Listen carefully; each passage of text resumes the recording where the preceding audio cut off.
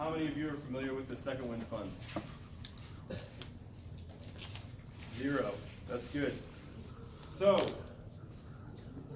if I told you that suicide was the single leading cause of death for youth in the state of Colorado, would you believe me? No. Yes. Well, that's a fact.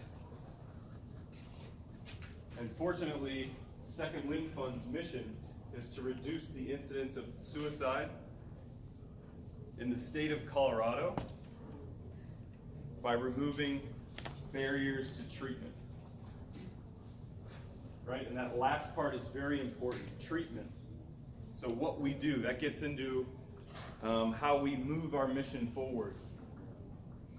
We essentially provide payment for 12 sessions of therapy for youth that can't afford it.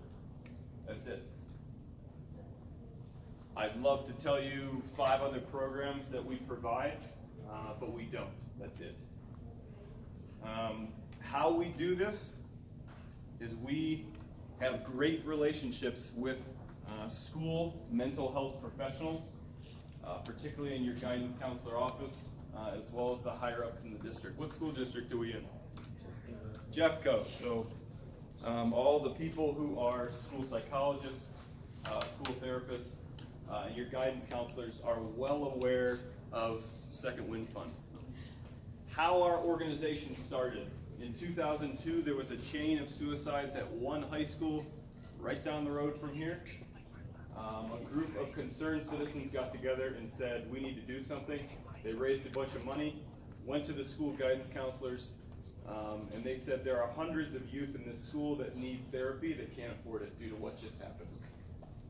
And so then from 2002 up until today, that's all we do. Like I said, provide payment for 12 sessions of therapy.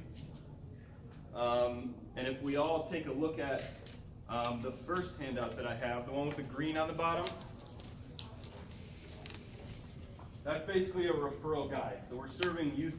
To sum all that up, our mission's up there, who qualifies for a referral, and what your guidance counselor needs to do to make a referral on the right. Right? We have a hotline that they can call.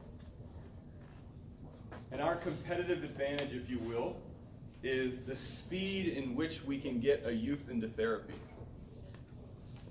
Because if you were to go to your private insurance, oftentimes, or a community mental health center, we've heard scenarios of 50-day wait times. How long is 50 days? 2 months. That's a long time, right? So we have a roster of 275 therapists across the state of Colorado who are willing to see a youth within 24 to 48 hours. Yes or no? That is better than 52 days. Yes, it is. So that's kind of our competitive advantage. Now we're going to get into the need of services. Like I said in the beginning, suicide is a heck of an issue. We're dealing with a mental health crisis in the state of Colorado.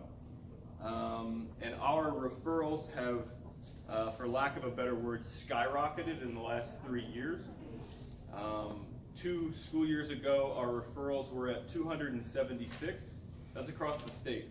276 youth needed services. Last year, our services were at 600. Who's good with math in here? What's 276 to 600? What percentage increase is that? Yeah. You gotta do the math real quick. That's over 115% in one school year, right? And as many of you may or may not know, it costs money to run a nonprofit, right? And so what do you think our budget did during that 276 to 600? Went up, right? It went from 408,000. Currently we're in a fiscal year with 650,000. That's a huge increase, right? Whose job is that to raise that money? You're looking at it. And I'm the only guy that does it. So the beauty of doing these speeches in the community is I get to go and tell people about our mission. When it comes to persuading people about I'm not persuading them of anything. It's our mission.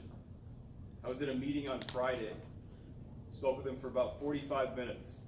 Didn't ask them for money, just said everybody on this planet, particularly in the state of Colorado, is capable of supporting our nonprofit. Within 2 hours, they wrote me an email, said they're giving a donation between $5,000 and $10,000. The beauty of that is, and we get into the second handout that I have, this is the basic donation card that we hand out to everybody. See those top $4 amounts? Right? 70 covers the cost of one therapy session. How many therapy sessions we pay for? 12. 250 covers the cost of 100 SIQs. Those are basically questionnaires that you take during therapy at the first, 5th, and 12th session. That's how we know therapy works. Suicidal ideations greatly reduce over the course of treatment. We use those SIQs to prove that. $1,000. 70 times 12 equals, it's like 846, 800 some bucks. How do we get to 1,000? We pay for those 12 sessions. We will provide transportation assistance to the therapist. We provide payment for the SIQs, and then we have some minimal administrative costs. $1,000 to save a life. Is that a lot of money when you think about a life? No. Last time the study was done in 2010 by the state of Colorado, it cost the state $1.2 million per suicide in the state of Colorado. Work loss costs and medical costs. When you take $1.2 million, you take 1,000, is that a no-brainer investment if you ask me? Yes, it is. When we talk about increase in demand for our services, again, we went from that 276 to 600. In Jefferson County alone, 16-17 school year, we went from 60 to 92 in one school year. What percent increase is that? 50. 2017, 18, again, 92 referrals. This school year, we're already at 46. Same time last year, we were at 31. What percentage increase is that? 50. So we're already seeing a 50% increase on last year's numbers, and we're only in December. So it is safe to say that we're going to go well above that 600-year mark, and the executive director and the board of directors are probably going to come at me and say, we don't need to raise $650,000, we need to raise $700,000. And so that's why these donation cards are so important, and it's beneficial for us to get out into the community like this, even if it's a group of students, and try to spread the word about our mission. That's awesome. Right? Yeah. Cool. All right. I'd love to ask questions, but we're not doing that right now. All right. Right? Thank you so much for having me.